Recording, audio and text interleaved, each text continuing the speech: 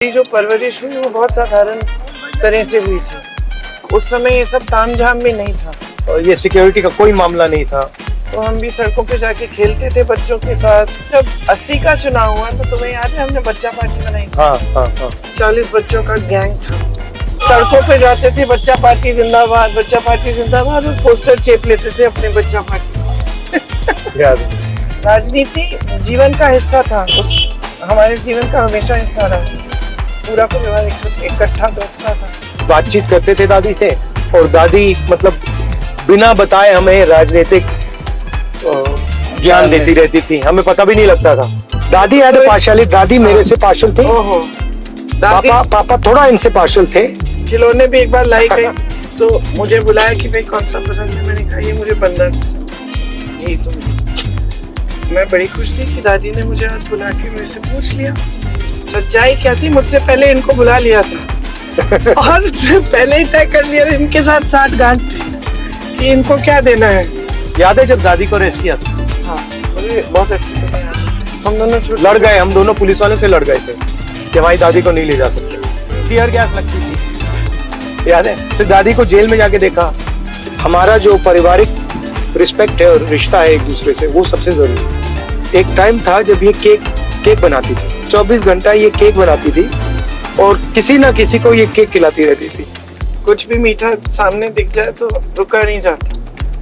और मुझे सबसे ज्यादा चिढ़ तब होती है जब मैं कुछ खा रही हूँ और दोनों माँ बेटे मुझे बोलते बहुत ज्यादा खा रही हो, और मुझे देखते ही मुझे बोलते हैं मोटी हो रही हो। चिढ़ में चुप हो गई। इसकी फेवरेट जलेबी है, क्योंकि वो पापा की फेवरेट थी, इसलिए इसकी फेवरेट है। अरे पसंद है। But used to like it, पापा also used to like it. सबसे बेस्ट कुक मेरी नानी थी। ये तो सच है, तो अब तो नहीं है ना। अब उनके बाद ये है, नहीं उनके बाद एक्चुअली शायद मेरी माँ की बहन है। पूरे परिवार को गिन लो। ठीक है, मगर ये बहुत अच्छी है। सच्चाई है कि मैं बेस्ट कुक हूँ नहीं, पूरे परिवार। नहीं ये बेस्ट नहीं है। मैं सब बनाती हूँ। मैं देसी खाना भी बनाती हूँ, थाई खाना भी बनाती हूँ, इटालियन खाना भी बनाती हूँ। अब बोलो। हमारी आर्ग्यूमेंट्स भी होती है, लड़ाई भी होती है, बट वो 15 मिनट, 20 मिनट, आधा घंटा छोटी छोटी बातों पे कभी हो जाते हैं। जैसे मेरी माँ के साथ मेरा चलता रहता है उनकी हेल्थ के बारे में। माँ बड़ी स्टबर्न भी है, वो कुछ करना चाहती है तो फिर रास्ता निकालेंगी, कुछ ना कुछ करके रास्ता निकाल दें। इंदिरा जी एक बहुत मजबूत शख्सियत थी। सोनिया जी बहुत दुख देखे, बहुत झेला और उभर कर आई राजनीति में, और उन्होंने बहुत संघर्ष किया, बहुत ही दृढ़ महिला रही।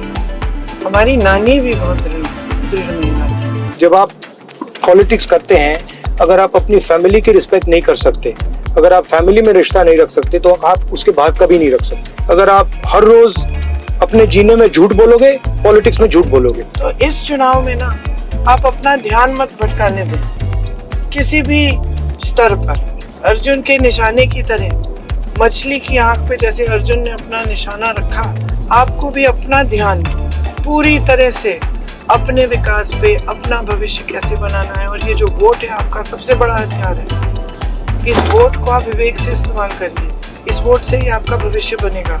रायबरेली का बहुत जरूरी रोल है हिंदुस्तान की प्रगति में, हिंदुस्तान को डायरेक्शन देने में। उत्तर प्रदेश का राजनीतिक सेंटर, आइडियोलॉजिकल सेंटर सालों से रायबरेली रहा है। रायबरेली ने ही आजादी की लड़ाई में रास्ता दिखाया, और आज रायबरेली का रोल ये होना चाहिए कि पहले वो उत्तर प्रदेश को विकास का, प्रगति का रास्ता दिखाए, और फिर उत्तर प्रदेश एक बार फिर हिंदुस्तान को प्रगति और विकास का रास्ता दिखाए।